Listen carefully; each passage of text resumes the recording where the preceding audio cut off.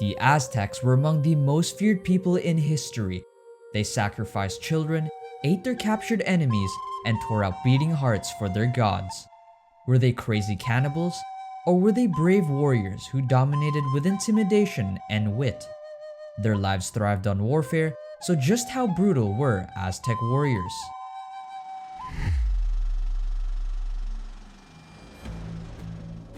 After a mother gives birth to an Aztec boy, he is given a shield, an arrow, and the expectation of a life filled with sacrifice and pain.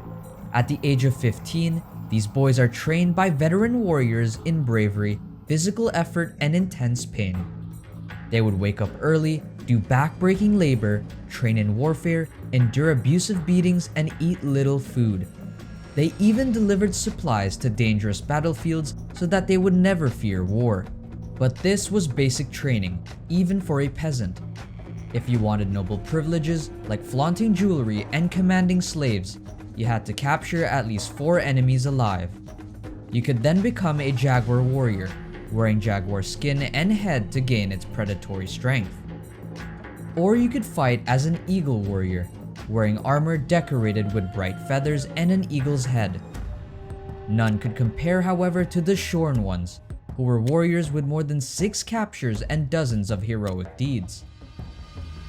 They shaved their heads, leaving a single long braid by their left ear, and painted their faces half blue and half yellow, marking an oath to never step backward once war finally begins. Facing them would be terrifying. Hundreds of death whistles would scream terror as a wave of arrows and spears charged through the air. Hundreds of thousands of Aztecs would quickly outflank the enemy as their best warriors rushed the front line. They could battle knights on horses and many soldiers at the same time, all while singing and dancing in glory.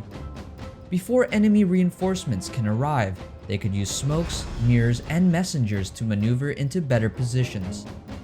Eventually, they would conquer enemy cities, burn all their religious sites, and imprison men, women, and children as sacrifices for the gods. Huitzilopochtli, the god of sun, demanded that the beating hearts of victims be pointed to the sky, or else the day would never come. The bones of children were broken, and their limbs were burned for Tlaloc, the god of water, so that their tears could bring rain for crops. Over 20,000 prisoners would be sacrificed over 4 days, and Aztec warriors would eat their meaty limbs and wear their flayed skin throughout the capital. These acts were so gruesome that conquered states refused to rebel, allowing the ferocious Aztecs to dominate for hundreds of years. However, brutality became the Aztecs' downfall when the Spanish discovered towers of human skulls made from their comrades. The Spaniards allied with local factions that also wanted revenge, and their combined forces were too much for the Aztecs, who had been plagued with smallpox.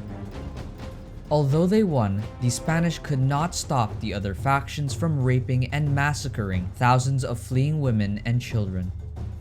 Survivors who mourned the dead would not bathe for 80 days, giving time for the spirits to journey into the afterlife. Warfare and human sacrifice may be terrifying, but the rich Aztec culture of pain, courage, and tribute still evoke infinite wonder. Could Aztec brutality ever be truly justified? Share your thoughts and questions in the comments below, and don't forget to like and subscribe for more content like this.